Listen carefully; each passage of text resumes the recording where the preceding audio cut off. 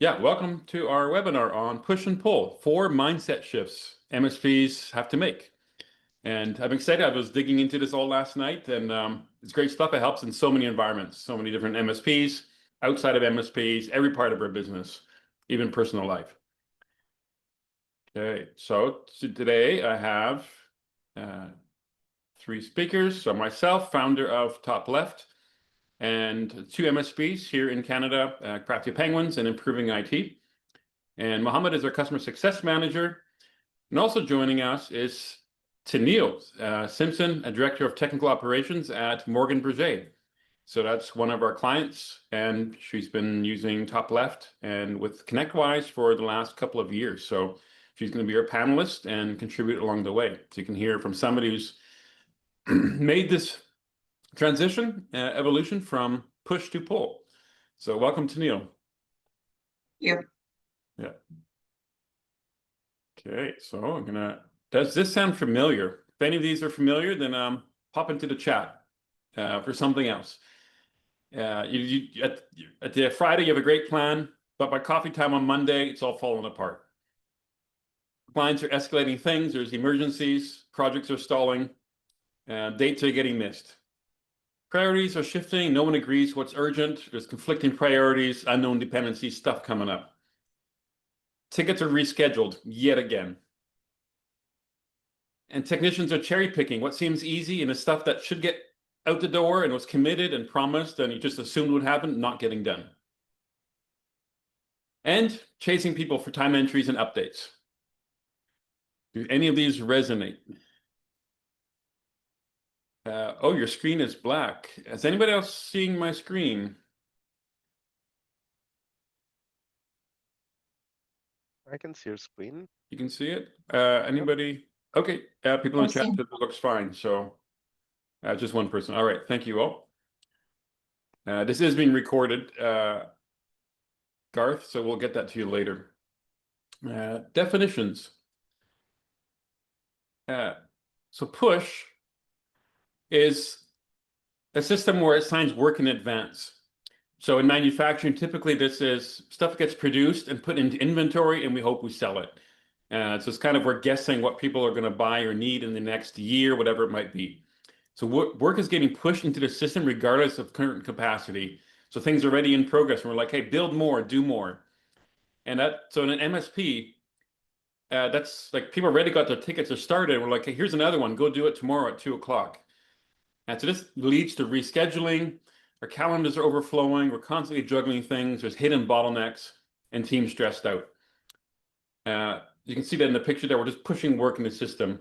With pull, we only start work when we have the capacity. So on a production line, if you're building a car or in a hospital or office paperwork, when we're done one item, we pull the next one.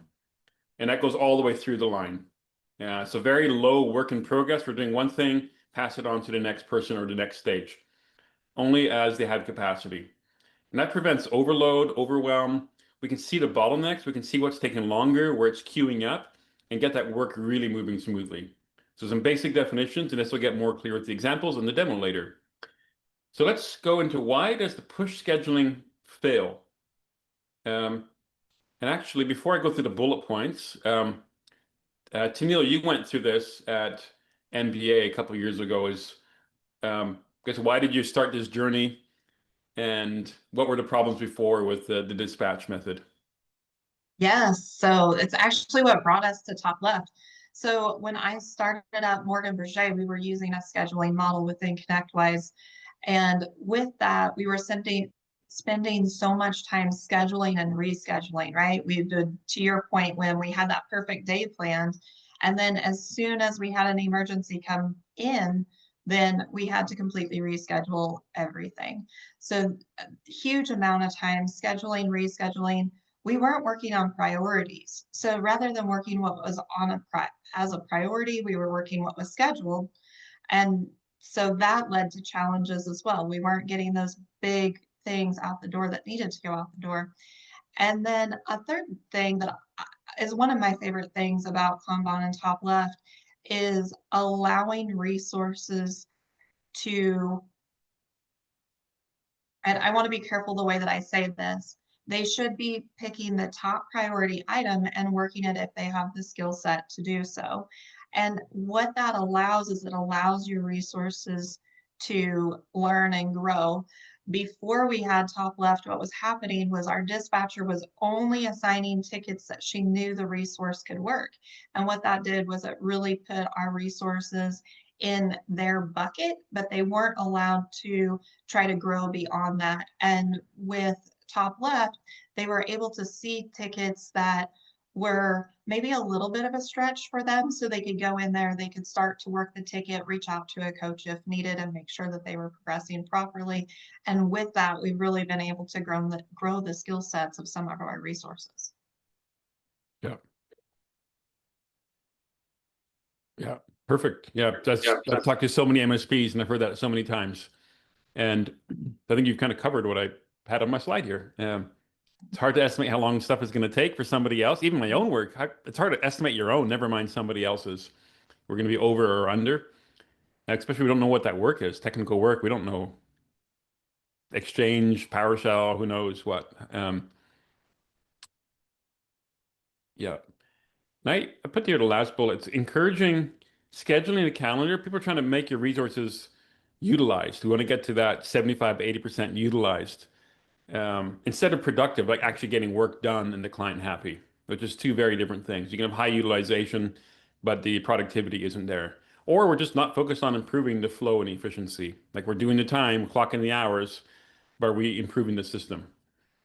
So I would say it's like playing that giant game of Tetris with the calendar, and it's constantly shifting. I have a funny example from just this afternoon. So we've been in this model forever. I had a customer reach out to me today, say, I had submitted a ticket. Will somebody be able to work on this today? And your natural instinct is, well, who can work on this? And so I was thinking through my resources. I thought of someone that I thought would be available. In discussion, I'm talking to him. He's working on something that's a higher priority already, right? Because he has used that prioritization, he's pulled it in. And so even after doing this for a while, that natural instinct of pushing that work to somebody was the wrong thing to do. And so I'm so glad that we have this in place and that the work was picked up naturally by the next tech that was available and met the customer's timelines. Yeah. So let's, okay, no, awesome. So core concepts of pull. Talk about how bad push is, but what is pull? So here's an example with a software development flow, but this could be any flow in projects, service, sales, marketing, content delivery, manufacturing, building a house. There's this left to right flow. So we have columns. So here we have pending, analysis, development, test, deploy, those different steps. It could be a new backlog, what's next, what's being done, what's waiting for a QA review, quality assurance review. And so that's one concept. So all the work is on here, one sticky note or one card per item. That's all what Kanban means. It's a Japanese word. It means like a visual card, a visual signal. And they're moving from one column to the next. So all the work is on there. And then focusing on finishing. So obviously work comes in at the top left here of your pending column, or moves up to the top left. But actually, when we're getting work done, we want to focus getting it right, to get the right board, right side of the board cleared out. So that's empty or deploy. And then there's no more to deploy, pulling from the testing, the development, and just moving it forward through. So that left to right flow across our board, just like a pipeline or a road, if you will. And we don't want work going back upstream. We want to avoid that. Just have it move slowly down the pipe. And so there's that one, controlling the queue. So one way of doing that is you see these numbers on top. That represents a work in progress maximum for that column. Again, when you're getting started with these methods, you might have to keep these numbers a bit high, but it is to create some pressure to reduce how many tickets you can have in process at a time, how many items. So here they say maximum 3 under testing. They can't, when one is done, then they'll pull in one from development and go test it. And that helps to create flow and velocity. And the lower you can keep your work in progress in each of these columns, the more work will flow through, and it forces people to work together. So if each person has their own 5 tickets they're doing there's zero motivation to go help somebody else. You want to get yours done. And we want people working together to unblock and get tickets moving forward. And so, yeah, let teams pull when they're ready. When they're done an item, then they can pull more. And fixing the blockers fast. As managers, our job is unblocking the work. Or how do we speed this up? Is there some information? Is there a procedure they need? Some training, some automation? Do they need an answer? Do they need an account manager to go to the client and ask for something? Finding those blockers. I guess, yeah. I'm gonna keep this moving. We could add a lot of stories along the way, but then we won't get to the demo in the end. So yeah, 4 mindset shifts. So moving from the schedules to flow. So not worshiping the calendar. We can still schedule tasks, we'll get to that, but not worshiping the calendar as painting your calendar green, as ConnectWise would say, but managing the flow of work. We're flow engineers. So looking at a picture of traffic is government's got people, ministries of transportation got people that are looking at flow. What are the bottlenecks? Is it the stop signs? Is it the roundabouts? Do we need traffic lights? Do we need a roundabout? Need more lanes or maybe just better signage? What are upgrades we can do? And so having that mindset with our work is visualizing it and then keeping the work flowing. Yeah. So focus on getting the work done rather than people busy. Shift 2, from busy to finished. So not measuring how full the people are, their calendars are, like I mentioned, but how much is getting done. So shifting our metrics. So I'll talk more, or I'll bring up some of the metrics that go with this later, but focus on how many items are we getting done every day, every week. And then from control, which scheduling gives us a false sense of control that work is going to get done and done well. And when we give teams autonomy and visibility, they can own it and the quality and how to improve the flow. So the idea is as a team, they own it and they say, how can we write procedures? What checklists do we need? What training do we need? And to get it done. And they actually end up delivering more than when they're chased. And Neil, you saw this with some of your engineers, right? Their utilization actually went up when you focused on this. Absolutely. Yeah. And yeah, multiple clients have shared that. We've done other webinars on this in the past and they're sharing the results there. Fourth shift, from fixed to adaptive, is plans change. With help desk and maybe even more so with projects. So we can't plan out 2 months in detail. We'll be able to deal with what comes up. This is one of the core agile principles, is just responding to change over a very detailed plan. So if you're going to plan something and then it changes, that you wasted time building this very detailed plan. I guess we've all seen business plans that people spend hours making a 50-page business plan and nothing happens. Or you actually start, you're 2 pages into your business plan and you realize I got to change all this. Same can happen with project management. So rolling commitments. So focusing on, with the Scrum method of Agile, it's about 2 weeks. But you may have to look at, if you're doing construction projects like network builds at a school, for instance, or you're got a summer's worth of projects and specific datelines to hit, maybe it's a bit more than 2 weeks. But just giving yourself flexibility and not going overboard on planning. All right, so the metrics. There are a few definitions. So WIP, we mentioned all the time, work in progress. So items started but not finished. So you can look at this as a whole at your project portfolio level, your tickets, but also per column. Like, so for each stage or each column on my board, how many are in there? Started but not finished. So key one, and just keeping that as low as possible. Because the more you have, the more you got to talk about, the longer your meetings get, the longer your emails get, and it's hard to keep it in your mind. So if we can keep it on 1 page on a Kanban, that's ideal. And then a couple more definitions. So you have cycle time and lead time. So cycle time is from when your work starts. So a technician grabs that ticket and starts doing the thing until when they're done. Lead time is when you created that ticket or that project. And so the way I see it's pretty simple. As the managers, whether it's an account manager, project manager, service manager, coordinators, they're about that backlog, getting it in the right order and prioritized. And then engineers are about getting, that's where your cycle time starts to actually do the work and get it done. And that should be as quick as possible, your cycle time.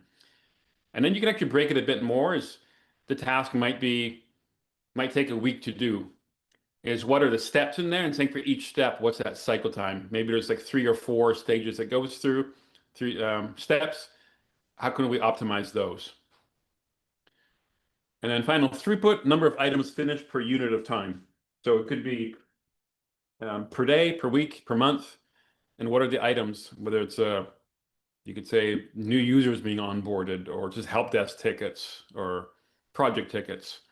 And focus on improving that, because the law of averages applies. Yes. So have you been looking at any of these, Neil, in your environment? To be honest, we're not great about this. We monitor more for the bottlenecks, keep somewhat of an eye on this, but should do a better job of it, to be honest. Yeah. And there's a lot here. Everyone's at a different level on this. So sorry, I put you on a spot there, but we're all at that. It's a I wish learning I had thing, more right? answer. Yeah. Yeah. Okay. And when we do have a question, Okay. and I don't know if you want to answer those at the end or as we go. I'm not seeing the question. Oh, it's Yeah, it's how do you deal with Here. capacity when you have tight resources that cause bottlenecks or blocks?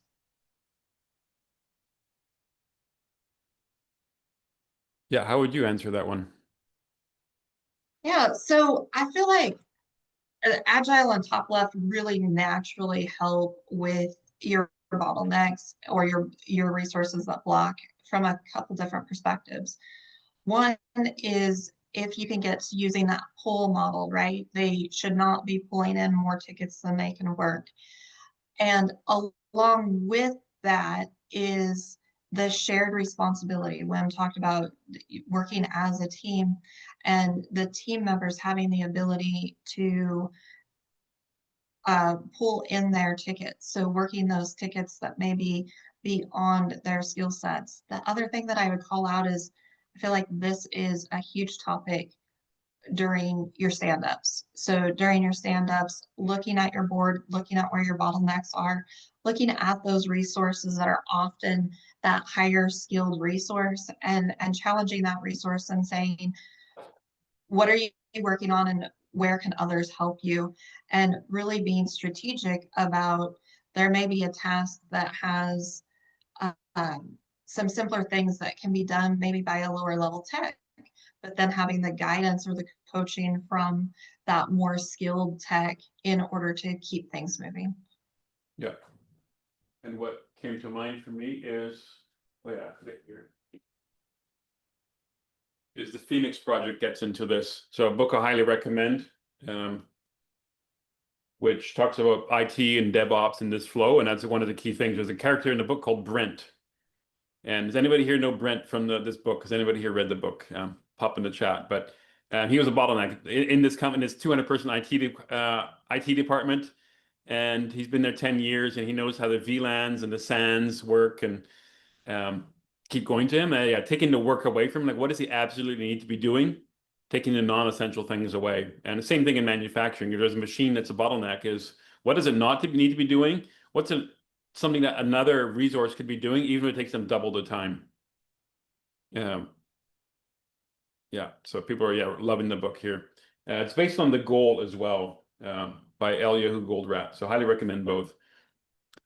Okay. So let's go into what does this look like on a board. So go through a few views. Is that coming through? Yep.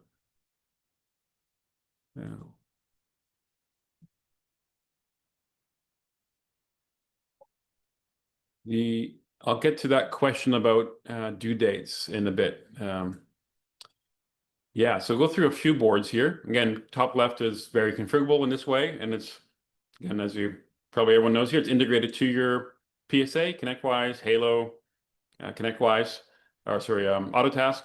So looking at a whole, all these concepts apply to the project as a whole, your portfolio. You want to reduce the number of projects in progress, and at the ticket level. So let's start at the portfolio. So here we're seeing 19 projects that are open in these various stages: backlog, quoted, waiting, wherever they're at. And the idea is we want to be pulling them through. So as we finish these projects,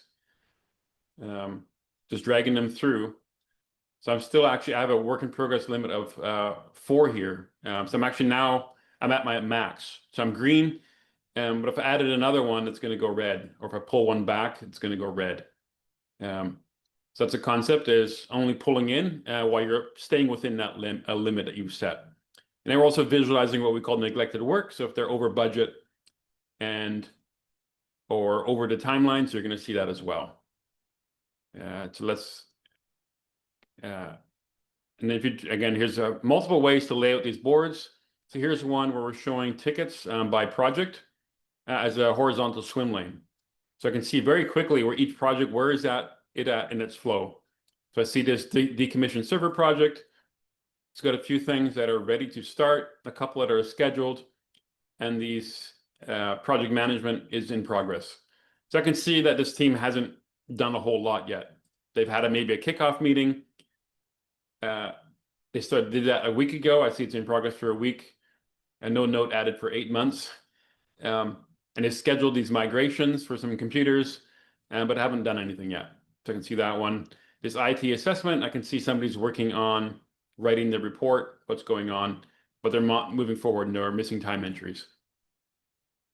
And so I can see very quickly where these projects are at. And again, we want to be at a project level as well as moving the projects forward. So moving from waiting into in progress, select the status, and then the top left, you can come right in here and dispatch it. You can do your time and entry and notes right in here. So I could enter my time entry, save it, and it's going to push back to ConnectWise in this environment. Okay, and I'll show a couple more views. So this one here, you can see all your service and your project tickets all in one view, which is problematic in most of the PSAs. You need different, either your calendar versus a list, you have different list views. And that's where you get these conflicting priorities, because invariably, even when you got dedicated project teams, they're still doing some service worker escalations, or they're pulling in service help desk technicians to do some on-site work on projects, for example. So we want to see that in one view. So that's what this view does, is I move these blue cards with a blue background are actually from a project. So I see it all in one place across the team. So we have global priorities across the company. What is the most important things from 1 till 10 or however many cards you've ordered? And so I can see they've got 14. This team has 14 in progress tickets. They're over the limit of 10. So again, the same concept. You can customize these columns to match your flow and then move it forward and move it through. I see one question here. How do you differentiate between a project and a service request with the same resource on both? So I think I've kind of answered that with this, but let me know if you need more.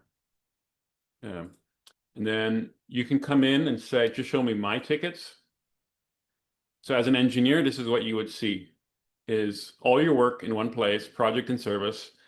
And so I'm logged in as Peter, and Peter is actually had nothing. So let's pull in a waiting ticket. Okay, server upgrades. He's working one ticket, and coming up next, he's got a project ticket.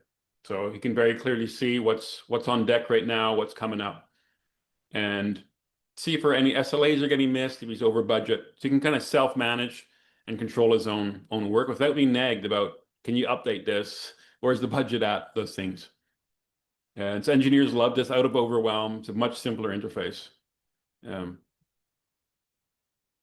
and Tania, what's been the response of your technicians with just working out of here every day? Oh man, within a couple of weeks, our CTO was asked that by our CEO, what do you think about this? And he said, I'll never go back. It was that fast of an adoption, and just the ease of working on your priorities. It really gives you confidence that you're working on the right things, reducing the number of items that you have that you're working on at a time allows the text to stay focused on one thing with it, which they love, right? When you get pulled in so many directions, it's hard to remember where you were at. It slows you down. It's challenging. Having this method where you're really focused allows you to move quicker, stay focused, and be more passionate about the work that you're working on. Yeah. Okay, so last view I'll show here is the one with swim lane by resource. Again, I got the combined view. You don't have to do your service and project on the same view. Just doing that because it does seem quite popular. And you could do just service or just project and then keep it separate as well. So a swim lane by person, so I can see the tickets that are no resource assigned, which is for a backlog is okay, but for something is waiting or in progress, it should typically be assigned. So we can update that right from here. And I can see by person what they've got going on. So this is great for a daily huddle, weekly team meetings is going through, seeing who's overloaded, and what's falling between the cracks, and what their priorities are. So we highly recommend a 10-minute daily huddle, 10-15 minutes, and going through. Yeah, actually, Timmy, what do you go through in your huddles? Oh man. Well, it's focused on our work in flight, where we have bottlenecks and where we have challenges. Yeah. We kind of changed the focus in our meetings to make sure. I would say another key call out is not just focusing on, I think a lot of the time teams focus on what did I do yesterday, what am I doing today, and what are my issues, which is great. But I love that with Kanban boards, I think it's important to review all the tickets in order to make sure that there's nothing getting left behind.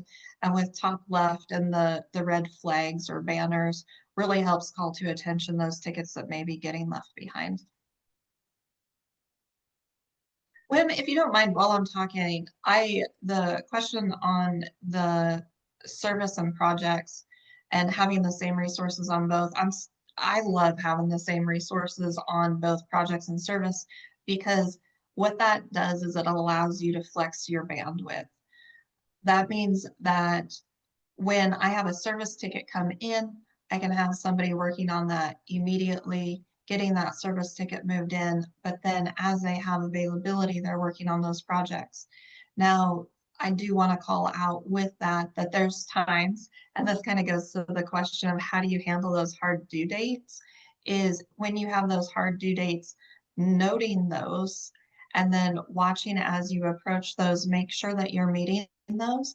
And at times, your project tickets may actually bubble up to be a higher priority than your service tickets if you have a project that has a due date that's approaching.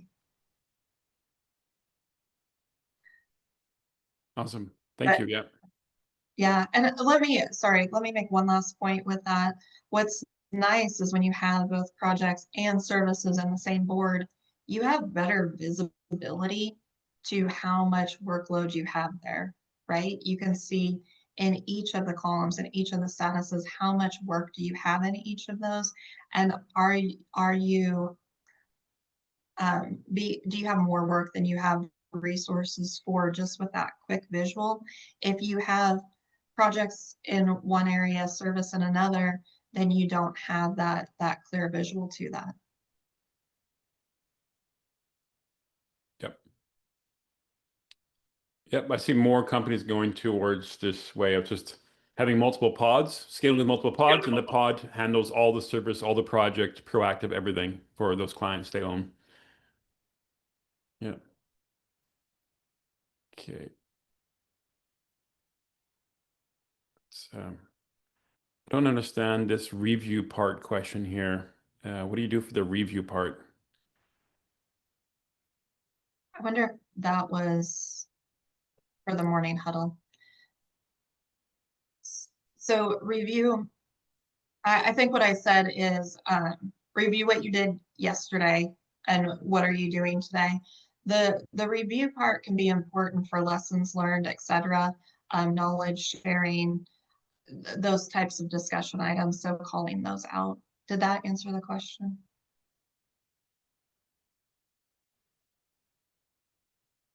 And maybe the other thing that I called out is reviewing your board.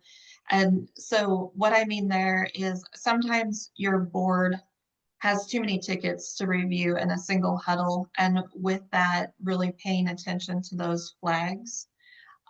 If you have a board where you can review all your tickets, sometimes that's a great thing to do as well, is to go through each one of the tickets, see where you're at, see if people have additional ideas on how to solve that ticket, call outs on any blockers with it, etc. I think what's most important is that when you're doing that review, that you're making sure that tickets aren't getting left behind. Sometimes there's a ticket that a tech will have a challenge on. Maybe they won't know how to do it, or there'll be a component of it. And sometimes instead of calling it out, it just kind of sits there. And so it's those things that you definitely want to make sure that you're keeping an eye out for. Yep. Okay, and then, yeah, so primary purpose of a huddle is not status updates. That bores everybody out, and they show up and they check out. Like, it's just presenteeism. Just seen that so many times in my companies. It's got to be able to blockers and moving really quick. It's not solving it there necessarily, but just identify it and tee people up to get into the weeds after the call. Yeah. Okay, and then do you have someone at all times qualifying and monitoring new tickets and putting them into the ready column? So you don't have that dispatcher, right? So what's your triage process? So our techs are actually doing the triage. Our tickets come in as a new status, and our techs are picking them up and working them. We sometimes, if I have time, or if our other kind of administrative resources have time, they'll review those new tickets, make sure that there's nothing critical coming in or something like that. But for the most part, it's our team members, our techs, that are naturally grabbing that top prioritized ticket and working it. Yeah. Yeah. So yeah, in my MSP, we do have a coordinator who's doing procurement, a whole bunch of things, not just dispatch. But she'll watch that, but she's not there, then she's out for the week on vacation. The technicians will rotate that role of triage and looking for what's important. Okay, let me go back to the slides. So some case studies. So we got a webinar from Tiba on the website, Steve Tiba. He applied these methods, the things I was showing you, reducing the work in progress, reducing multitasking, fewer projects at once, and he improved his project flow by 58%. Used to be 30% over budget and got it 30% under. So a huge improvement. And that's like a 75-minute webinar we did earlier this year or last fall. So I highly recommend that. We've been talking about Morgan Birge. So this is Tennille's story. Another client, Elixo, also on ConnectWise. Scott had 2 dispatchers that he freed up completely, and he had a massive backlog with, I don't know, like 2,000 tickets, and got that all cleared out. So, and Sitel, another client, they cut their backlog from months to days, so it's huge. Appellation improved their SLA from like 60% to 90%. With the poll, but just visualizing the work and seeing the neglected stuff and getting that moving forward. And all these videos are up on the website on the fans page. So you can hit that topleft.team/fans. So this works at any scale, any industry. So found 5 examples, 5 different industries, from banking, e-commerce, manufacturing, technology. There's other ones on healthcare, applying these principles and this works whether you're one person. You can do a personal Kanban board. I use Todoist, something I use personally, and it goes to Microsoft with 200,000 plus employees. And so getting stuff out the door, projects done quicker, also business improvements done quicker as well. It's not only help desk and the client delivery. And 80% of tech companies use Agile. It's not a new thing. It's been around for a long time. All right, the impact of this on revenue and profit. So I mentioned Elixo, and I've had lunch a few times with the owner. and said net profit went from 9% single digit to 22%, reducing the rework, the busy work, the backlogs, all those things. Tiba, let's say if he was doing $1 million of projects and he's delivering them 58% quicker, he could take on another $500,000 of projects with rough napkin math there. And his clients told him, we want to come to you because you get these done, get them done well and ahead of what you promised. Yeah, that's where it's at. Dispatchers, typically around 60,000 a year. Maybe we freed them up, but ideally I'd say let's promote them to more useful work. I was improving CSAT. The clients are happier, can do more business for them, expand that revenue with them, as well as get referrals. And I spent a lot of time on marketing and lead generation on the MSP side. We're going to conferences on that. And everyone struggles with getting their marketing working. And it seems like word of mouth referrals is still the number one. So that's huge. Obviously, as Tennille mentioned, elevating junior technicians, like growing from within is always the best. It's always cheaper than hiring senior talent. And free up our seniors for more useful things. Reducing meeting time. Everyone hates meetings. And retaining staff when they get overwhelmed and burnt out, not getting ahead or just bored with what they're doing, a lot of reasons, that's expensive to replace. And that's one of our top challenges as owners is talent. And cost to replace is, we look at hiring and training and you're without the person and other people are overburdened. They say it's like 6 to 12 months salary you got to figure. And they may not be the right fit. So you have to figure that out as well as of the replacements, maybe half don't stick. So you have to figure that out in the cost as well. I don't know, because Tennille, we didn't talk about that, but is there anything else or on the revenue profit that you want to share that you've seen? I'll be happy to share. At Morgan Birge, we doubled our number of customers with our same resource pool over 2 years. And now we're starting to expand the resource pool as we continue to grow our customer base. But it's interesting that we were able to double with that same size. Yeah. Huge applause on that. Like that's good work. That's the leadership. Huge. Yeah. Okay. Objections from previous skeptics, I titled this. One I hear a lot is we need scheduling for contractors and on-site work, which is a lot like this question here somebody had, right? Customers' expectations for hard due dates. And immediate response is, we're not completely against scheduling. We're just about abusing the calendar as a way to prioritize work and communicating priorities to the team. Because you get, again, too much whip, too many things started and not finished. So by all means, you got to have some deadlines and some milestones, but it's not everything. It's maybe 20% of the work. And some things, if you're going on site, it's got to be scheduled. Like somebody's got to be in a certain spot at a certain time. And if they're visiting 3 or 4 clients, yeah, it's got to be scheduled. But typically not everything in most MSPs. I'd say you in your team, you'd still be scheduling some work, right, Tennille? Absolutely. Anything where we're meeting with somebody, you have to schedule it. Think about in your personal life, your dinner plans. If you're meeting a friend for dinner, you schedule it. If you're having dinner at home alone, you don't schedule it. It's kind of that same thing. Yeah. And we did a webinar with Judy from Sitel, and she explained her process of scheduling. And so that's up on the event page as well. And she shows her boards, obviously without the client names, but she's showing exactly the column she uses to for tickets that need scheduling, they are scheduled. It's very clear on that flow. Yeah, so you schedule what it has to, which maybe is 20% of the calendar, and everything else can still be pulled around that. Yes, clients do expect dates. Another objection is, well, we're different. We're too small. We're too big. We're in a different industry. We operate a bit different. And this is adaptable. These are principles that should work in any environment. I have not yet seen where they don't work.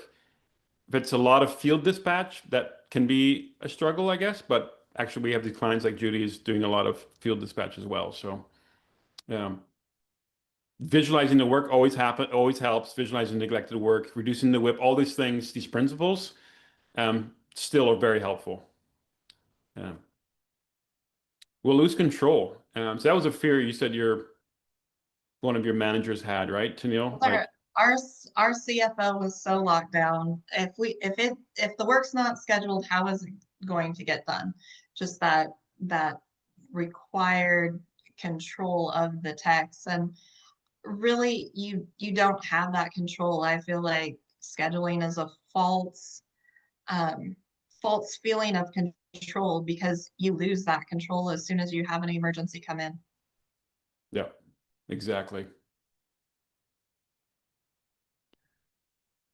Yeah, I have another one. Oh, the team isn't ready. So that's what I've heard is we got to train our team. We're too busy with some other project right now. We're updating our quote and proposal.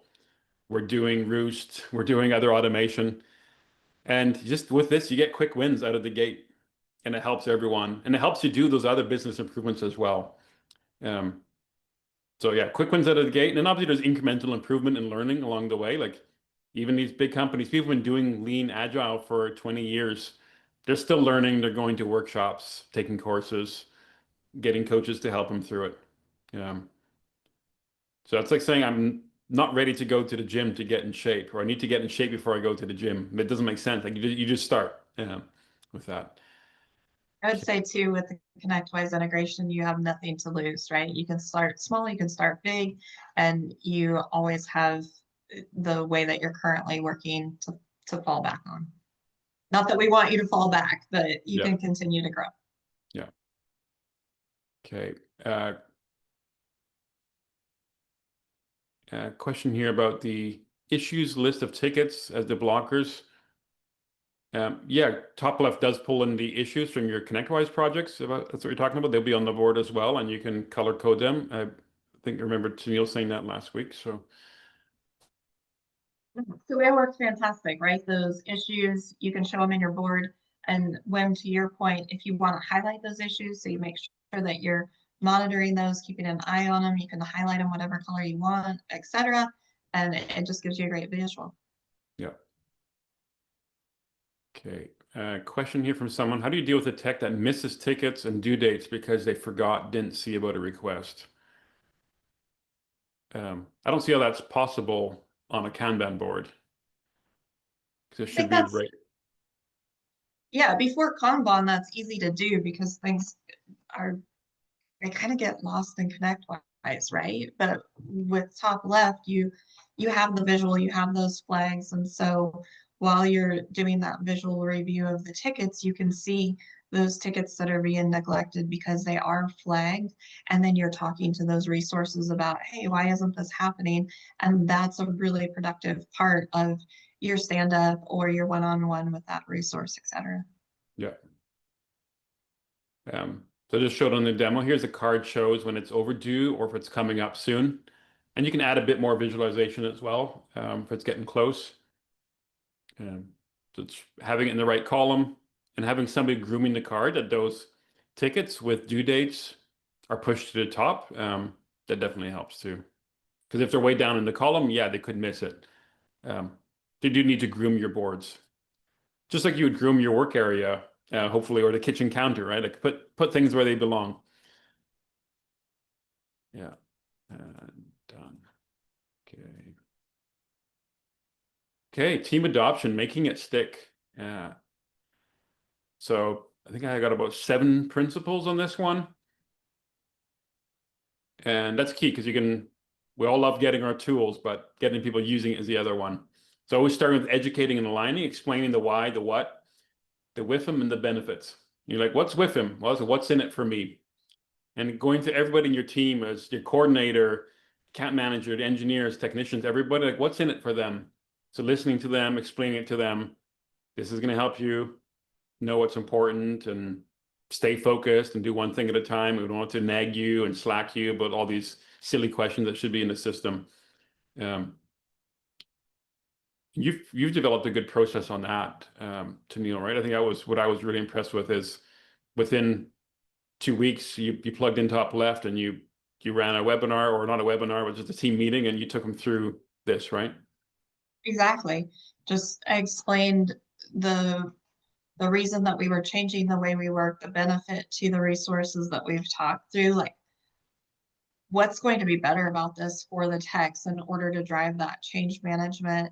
And then having those daily huddles to kind of instill the new way of working. Because if you show it to them once and never talk about it again, of course, we're going to fall back into our normal way, but having that constant in order to keep it moving. Yeah. Okay. And then, oh, sorry. We rolled out to one team, and then our other team started asking for it based upon what they were hearing. Awesome. Yeah, showing all the work in one board. You don't want them flipping. You can have multiple boards, and you may want them for different meetings, or different people need different boards. But ideally, having it one board that the technicians are working from. Otherwise, they're going to miss stuff because just looking at one. So it's the proverbial singing from one page, a tune from one page. Lead by example is the daily habits. So we've got 25 daily habits we've identified. It's like a one-page cheat sheet on those of how you about to update the daily huddles, managing the backlogs, whole bunch of things in there. We have a self-assessment, which I'm going to link at the end of this, which you can go through. It takes about, I don't know, 4 minutes to go through. But leading by example ourselves, that our work is also on the board, our projects, even if we're not doing billable work as managers, having as much of our work in there and not just in our heads or some other system. If we're working from Planner and expecting our team to be in TopLeft, it's kind of not congruent there. So keeping our tickets clean in the right statuses, time entry, those things. Enforcing the WIP limits that train the team to finish before starting. That could be a process. Is you're going to start with them higher. If they've got like 4 or 5 tickets each, you might have to start at 4 or 3. What are you seeing with the MSPs you're working with, Neil, for their current WIP, and how do you get it down? Yeah, so I feel like that's what I see so much when a team is new to TopLeft, that when their tickets get loaded into TopLeft and there's that visual of, oh my gosh, everything's in progress, right? And there's so much stuff in there that's been left behind. And so having that visual and then starting to doing the cleanup in order to make sure that you are that your tickets are clean and in the proper statuses. And then with that, giving your team the comfort that they can finish what they're working on before they pull in that next thing. Yep. Yeah, just having a discussion around it, and you can configure it, but you actually got to talk about it. That's where the enforcing comes in, right? Exactly. Gently, but persistently. Yep. Creating safety for feedback and adaptation is, and I think of adaptation there, maybe it's the wrong word, but instead of just mandating it, here's your board, it's just getting feedback, like what's useful to them, so that it's signal, not noise, and has value over just going back to ConnectWise or Autotask. Just safety, that everyone feels comfortable to bring ideas, feedback, what's not working. Yeah. And then measure and celebrate the wins, whether maybe it's improving the SLA or backlog, the utilization, what clients are saying, the throughput, or the backlog that's reduced. Our Is there total anything- number of tickets has been something that we really kept an eye on. When we started TopLeft, within weeks, we had our tickets cut in half. Just the open number of tickets. It's huge.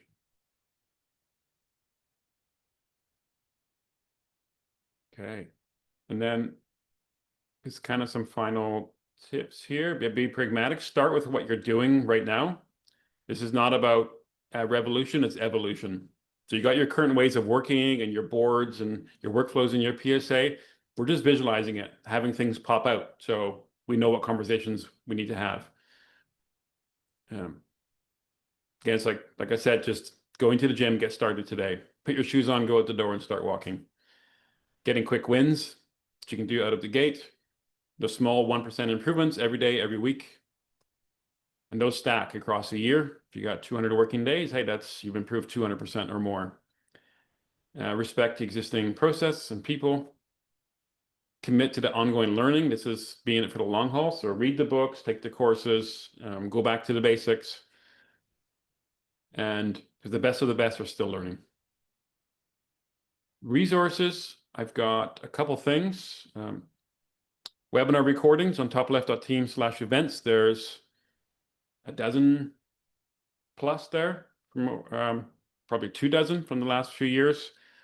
Got the Agile cheat sheet. So you can direct download this. There's a PDF. There's no opt-in on this. And it's a one-pager on a lot of the principles I covered today and a few more. Refers to some of the books, outcomes, the metrics, and how to use the board and look at the board, different tips, like keeping it clean and tidy. So you can grab that PDF. The idea is to print it, give it out to your team, so they can refer to that. And then the Academy, we've got a lot of videos on huddles and work in progress and cleaning up backlogs, principles, implementing these things. So those are free courses. You don't need to be a client to take those. It's about 5 or 6 hours altogether of videos there. And some of them just are really short, so you can just go through quickly. And I mentioned the Phoenix project. I highly recommend that one. So I'd like to offer to everyone to get a custom implementation plan on going to Pull if you are interested. So start with taking the assessments. They're about altogether, it's about 15 minutes. The daily habits, it's probably like 3 or 4 minutes to go through. And the operational maturity is a new one we've done. It'll rank you on level 1 to 5. Level 1 is like your firefighting reactive mode. Level 5 is mature, moving, operating really well. So higher profit, team really owns the work, improving things. So these give you a detailed PDF responses. Then you can book a call if you're not a client. Just book a call consultation and go through it and figure out how to get you on board and getting started on that. So we do help with implementation as well. You can do it on your own, read the books, watch the videos, get started. But you can work with us as well. So Mohammed, who's in customer success, and Tanil help our new clients on just doing a rapid implementation. Get up and going quick. And then if you're already a client, yeah, book a call with Mohammed. So topleft.team/book CSM and get time with Mohammed to talk about that, going through the assessment and see what your strengths and weaknesses are and how we can focus that implementation for you. Yes, Craig, the recording will be posted. Any other questions or closing thoughts? Mohammed or Tanil? Wim, do you mind if I post my email in case there was a question about contacting me? Yeah, that's fine. Yep.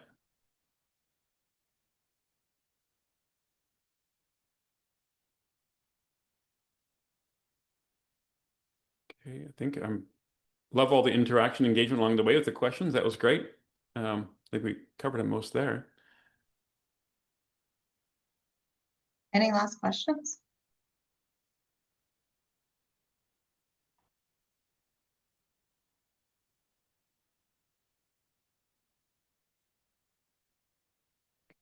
Okay, well then, thank you, Mohammed. Thank you, Tanil, for coming on and sharing your results, and thank you everyone for being here. So, see you next time. We're getting back into a monthly flow with this. We have another client, Bruce, coming on in November. So, sign up for that when you see it posted. Thank you all. Enjoy the rest of your day.